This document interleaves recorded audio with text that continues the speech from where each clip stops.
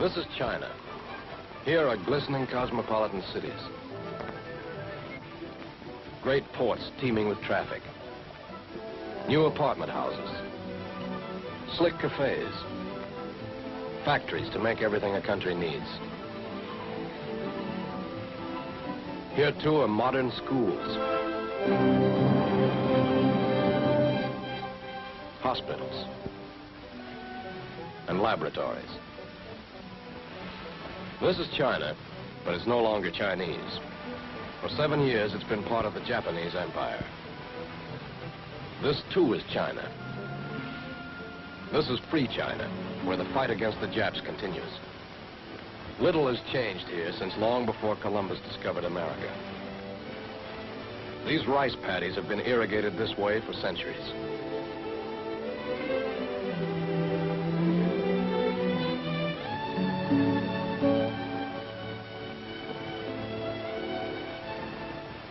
The wooden plow and water buffalo are almost as old as the land itself, where the eternal fight for food is as bitter and hard as the struggle against the invading enemy. Malaria, dysentery, and cholera plague the people.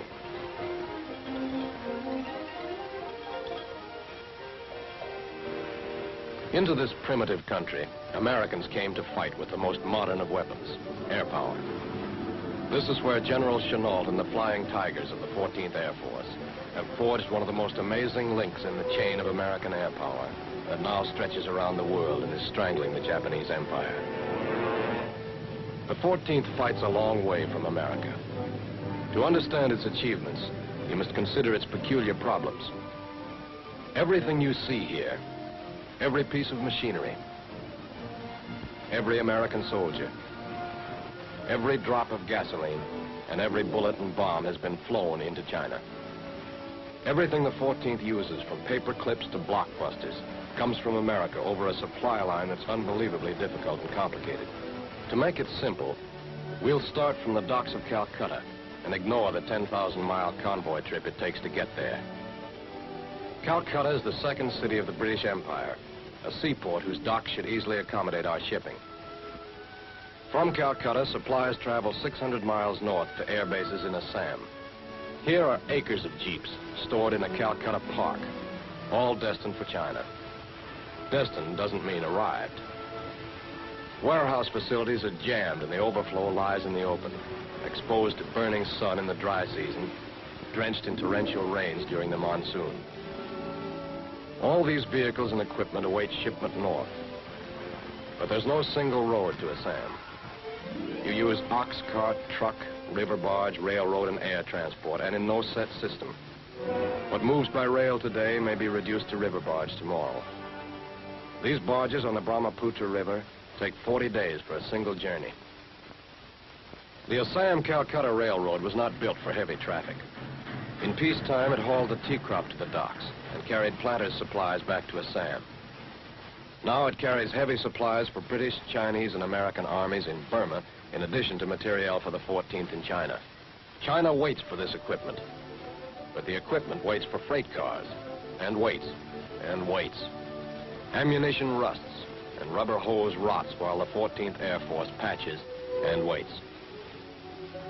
Broad gauge track begins to disappear 180 miles north of Calcutta. The time-consuming transfer to narrow gauge trains begins. Not even a box of K-ration can be shipped from Calcutta to Assam in the same car. This electric crane can transfer heavy equipment. Unfortunately, it's the only one on the line, and a bottleneck. 5 hours is the average time for 24 drums of gas to move from broad gauge to narrow gauge boxcars. Even tank cars have different capacities, and their contents have to be transferred. Here is the last inch of broad gauge track. Trucks are transferred here by laying planks between the cars and driving the trucks across from broad gauge to narrow gauge. That, at least, is simple, when there are no accidents or derailments. These ferries across the Brahmaputra are the last bottleneck along the line to Assam. One carries personnel and the other rolling stock. Cars are pushed aboard, and in less than an hour are on the far bank.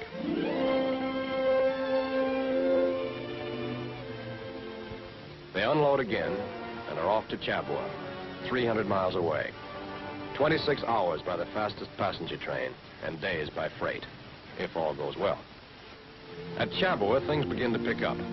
The airport and its satellite fields is the great hub of activity in Opera Sam. Here, freight is unloaded, inspected, classified, and stored. But all China has to fight on these supplies. Only a fraction goes to the Flying Tigers. Here is the precious fluid for the 14th fighters and bombers.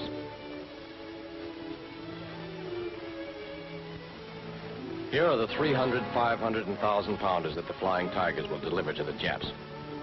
Everything that can be crammed inside the fuselage of a transport is flown across the hump to China.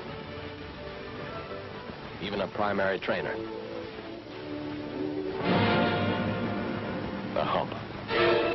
500 miles of the worst flying country in the world. Everything's been easy up to now. As you climb up off the field at Chabua, you can see the dead end of India sealed off by the 16,000-foot ridges of the Himalayas. You have to top these peaks to get to China. To the north are snow-covered Tibetan peaks, rising up to 25,000 feet. To the south are the Japs. Below, barren, frozen wastes and jungle-filled valleys inhabited by headhunters. There's no summer on the hump. Snow always crowns the peaks. Ice hangs heavy in the clouds. Black monsoon storms sweep up from India, screening the peaks and bringing terrific turbulence that has flipped fully loaded transports on their backs. The worst up and down drafts in the world slide around these slopes. Jap fighters from Burma prowl the hump, looking for easy game.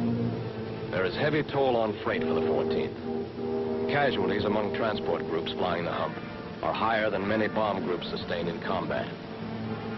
Many a cargo destined for China is rusting on these peaks. It's a tough job delivering the goods to China. 4 hours of sweating it out each way. Looking for Japs if it's clear, and taking your chances with the weather if it's not. Then finally, you break out over Lake Kunming, nestling in a broad valley 6,000 feet above sea level.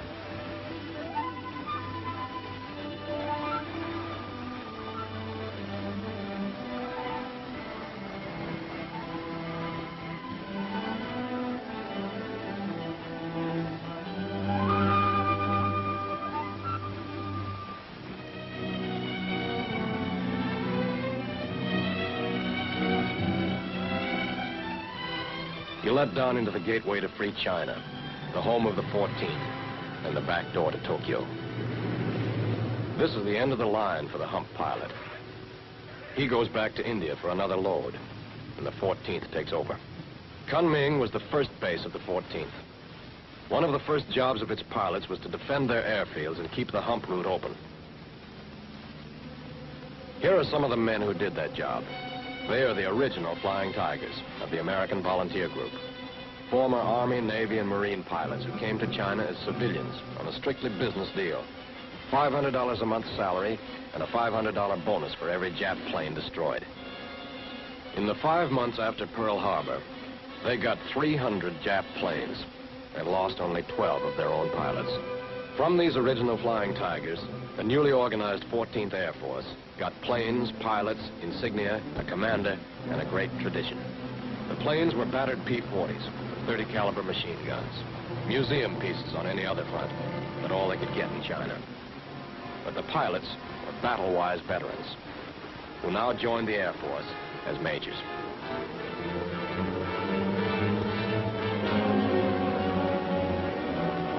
The commander was the retired Army captain who led the Flying Tigers, now Brigadier General Claire Chennault.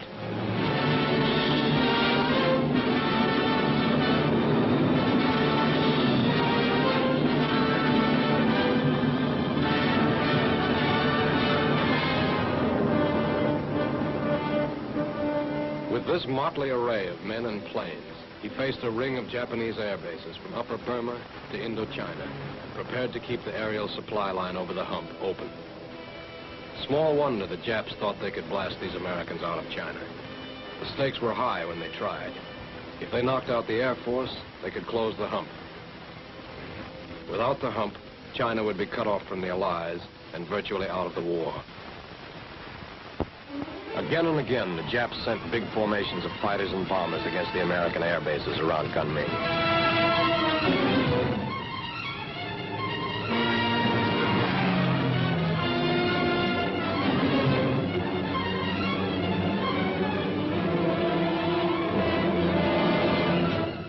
Day after day, the red air raid warning balls went up, and the pilots scrambled for their shark-nosed fighters.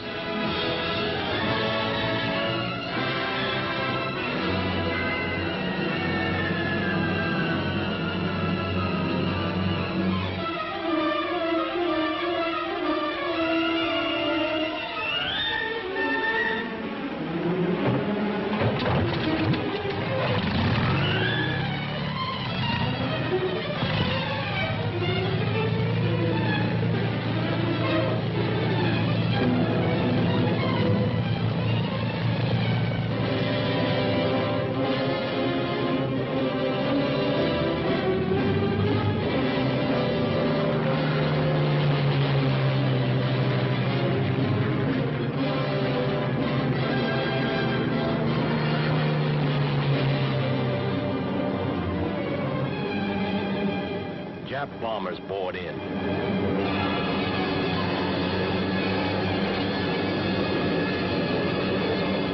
Shark's teeth flashed to attack with General Chennault's famous fighter tactics.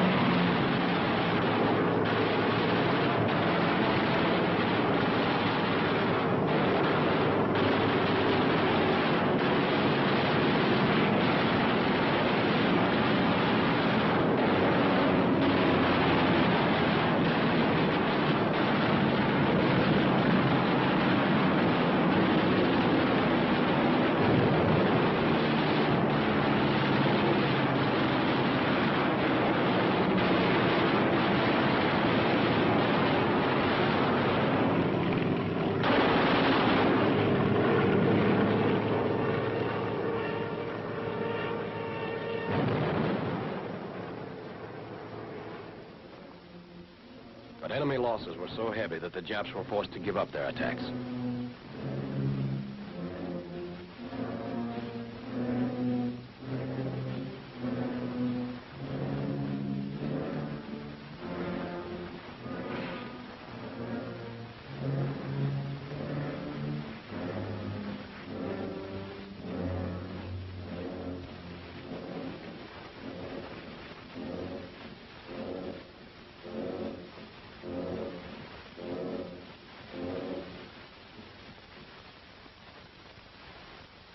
With the hump bases safe, General Chennault planned to move into East China and take the offensive. With the help of the Chinese, the 14th was free to kick open the back door to Tokyo a little wider. The first jump was 400 miles east from Kunming to the Hengyang-Luzhou line, with major fields at Hengyang, Lingling, Guilin, and Luzhou. 250 miles closer to the Japs were the staging fields of Sichuan, Quanzhou, Namyang, and Nanning. From these new positions, American planes could attack the Japs along a wide arc from Shanghai to Saigon and as far east as the Philippines. Nowhere else in the world in the spring of 1943 could American air power strike so close to the heart of the Japanese Empire.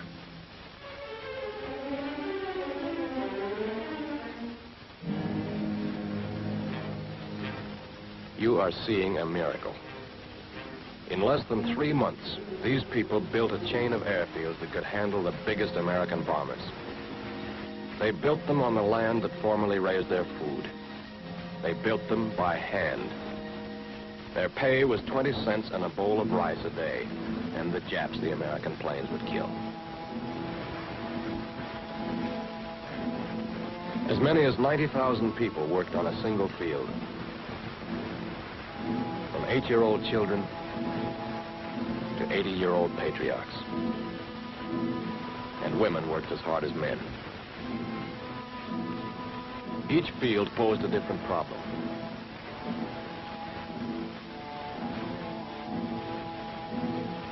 Here, rice paddies were drained.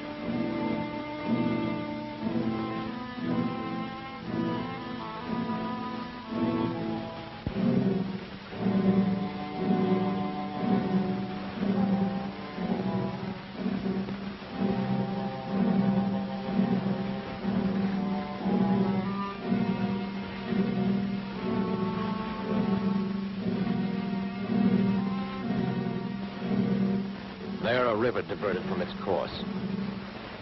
Hills were leveled. These cones of earth measure the depth the workers dug and serve as the basis for their pay.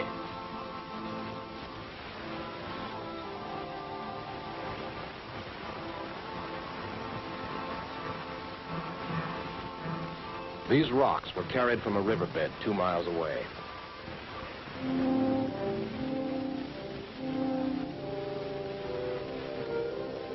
The large rocks are laid by hand and form the runway foundation.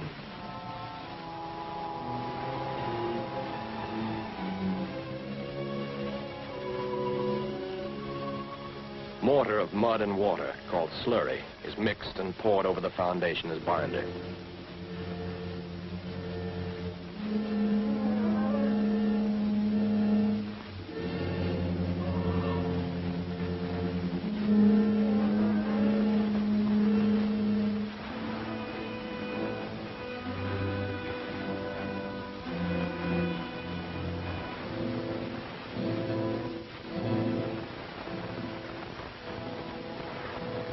More stones are crushed and spread over the foundation to make the surface.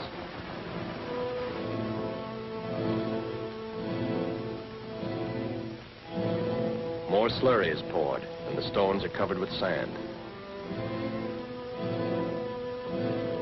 Half-ton rollers pack the stones.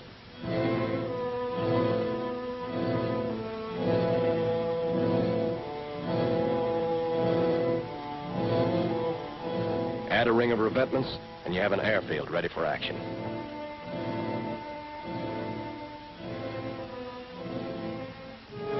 The Chinese air raid warning net kept American planes from being caught on the ground.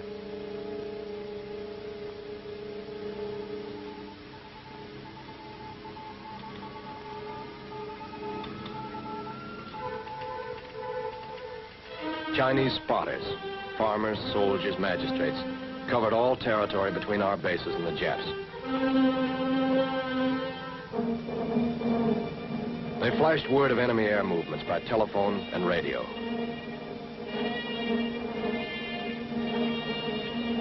If a Jap bomber warmed up on a Canton airfield, word often reached this fighter control cave at Quay Lin before the plane could take off.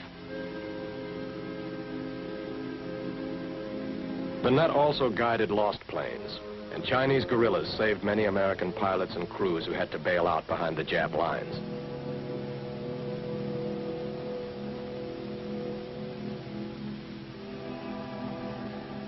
No American stood guard, cooked,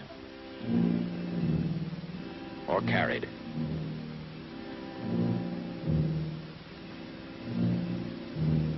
They built our quarters and did our housekeeping.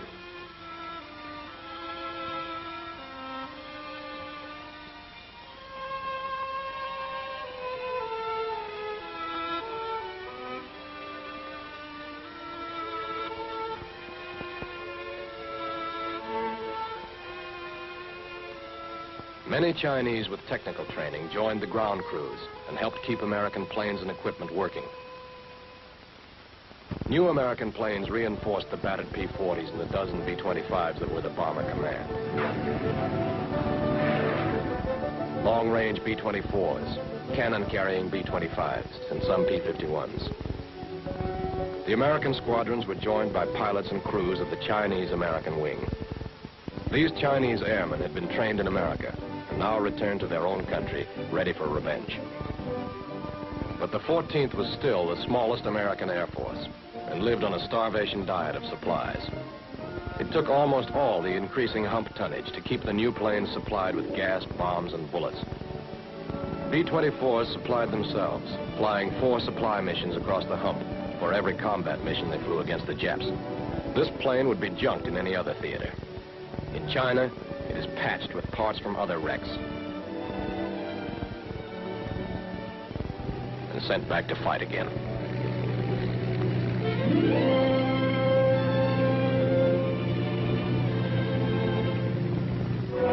There is firefighting equipment that would have saved the life of this pilot, but it would have displaced a 1,000-pound bomb or 200 gallons of gas in the precious hump tonnage.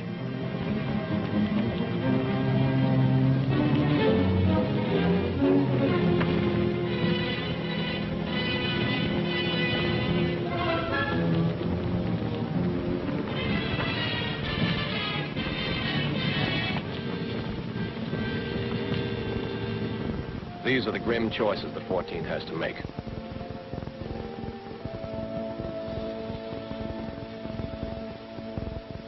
This is the hard way to refuel. Modern gas trucks and pumps couldn't squeeze through the hump bottleneck. Gas for motor fuel is diluted with 75% alcohol, made in China. It's hard on the motors, but it saves hump tonnage.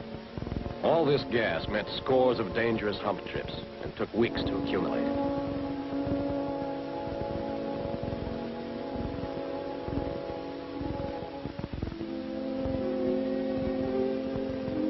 All of it was burned up in a single mission of one heavy bomb group. This was also burned in a single mission, a Jap mission.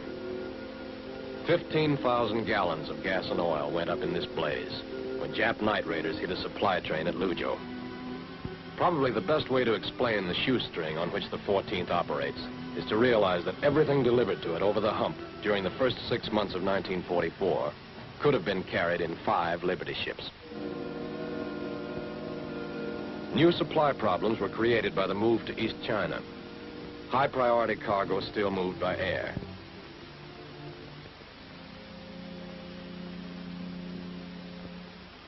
But the bulk of supplies moving to eastern bases traveled in another patchwork system of trucks,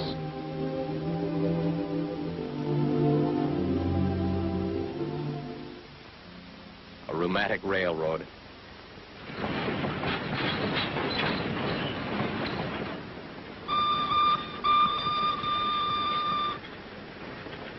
and these streamlined carriers.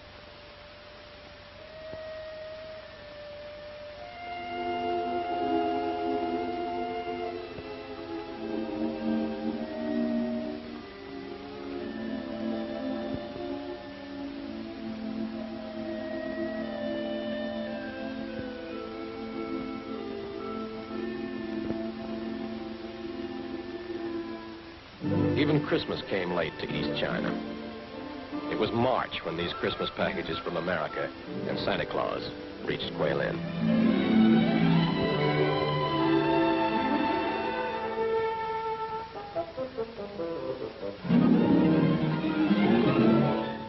The Flying Tigers had to do the most with the least. One bomb in China had to do the work of a dozen elsewhere. To do that, you go down low and ram it home. Like that. That was practice. By the fall of 1943, the 14th was punching the Japs from Indochina to Formosa. Shipping was the main target. The new bases brought the Japanese lifeline within easy range. This lifeline was the sea route from Japan through the Formosa Straits, down the South China Sea, the Dutch East Indies, and the Southwest Pacific.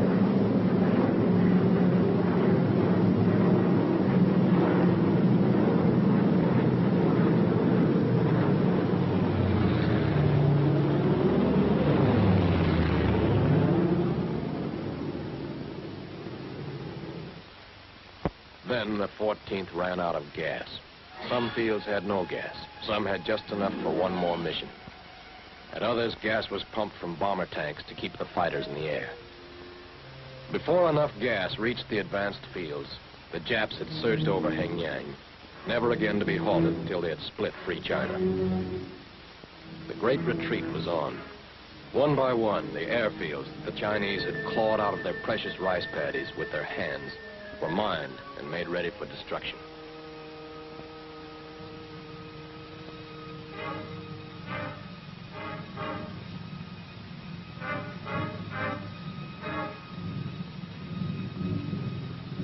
The 14th fought a desperate delaying action. To the last, American pilots flew 4 and 5 missions a day, living in hostels stocked with gasoline, never knowing when the order to apply the torch would come. Generals Chennault, Stilwell, and Vincent conferred at Quailin, issued orders to blow up the fields. All but a few combat crews were evacuated by air. Attempts were made to salvage all possible equipment and supplies, but much of the precious hump-hauled freight had to be burned to keep it from the Japs. Hostels and warehouses were burned to the ground.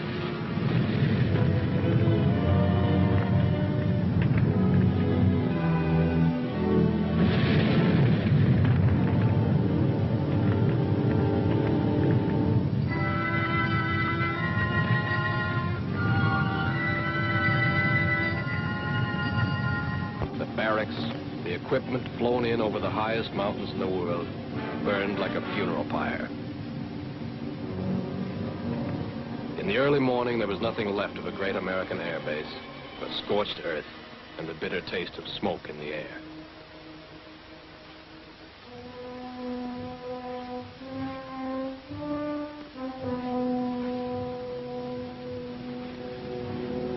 The Chinese who lived in the city near the river set fire to their own shops and homes. What they could not carry on their backs, they burned.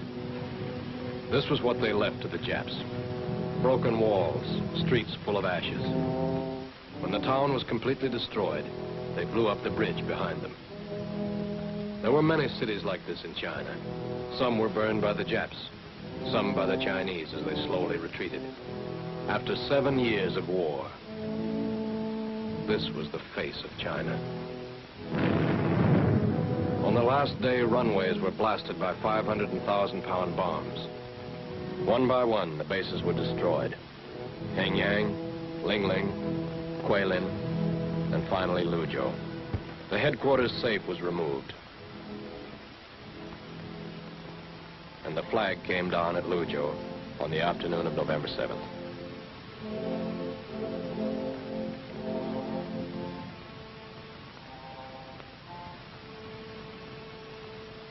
Combat crews packed their luggage in B-25 bomb bays. Carrying 10 to 15 men, the Mitchells took off from Luzhou for the last time. A few hours after these pictures were taken, the runways were destroyed. The Japs were only 20 miles away. In the wake of the Jap advance, a tide of homeless Chinese flowed along the long and bitter road to Kunming. Chaos and suffering defied description. When these pictures were taken, 80 trains waited to be routed westward from Luzhou over a single track. 100,000 refugees jammed the railroad yards, waiting with their belongings for a train to carry them to the safety of the Quail Plateau. Sanitary conditions were horrible. They slept, ate, cooked, and washed as best they could.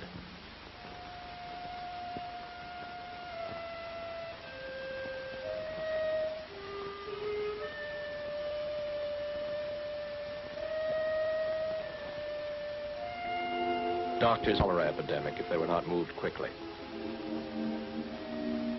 Also waiting to be shipped were thousands of gallons of gasoline salvaged from the abandoned airfields. The few remaining guns of the Chinese army, American ammunition, tools from a machine shop, even railroad ties, all took precedence over the people. A captured Jap Zero was shipped back for intelligence examination.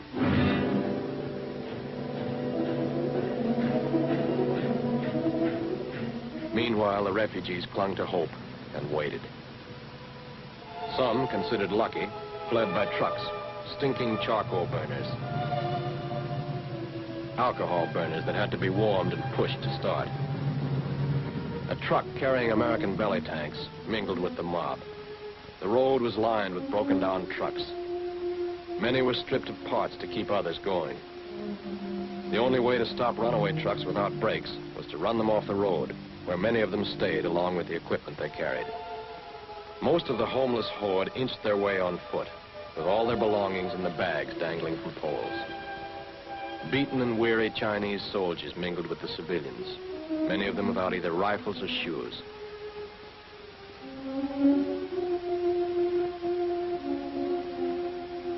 They carried sick and wounded on bamboo stretchers. Farmers and soldiers combined to carry much of the rice harvest beyond the reach of the enemy. Jap fifth columnists helped spread panic. All over eastern China, these scenes were repeated throughout the blistering summer and wet, muddy fall. Here was a people again uprooted, repeating the scenes of 7 long and horrible years of war. These refugees had long been a favorite target for Japanese pilots. But during this long trek, Jap airmen declined to venture into American-held sky by day. No Chinese were killed by strafing or day bombing. General Chennault ordered special fighter patrols over railroad yards and other congested areas when Jap air attack seemed imminent. None came. Prices rose to 500% of the already inflated values as food and shelter became scarcer along the way. Tiny villages mushroomed into teeming cities of bamboo and banana leaf huts. As the road wound up into the Kweijo Plateau, some were literally on their last legs. Many of these people were captured by the advancing Japs. Others were waylaid by bandits in the hills.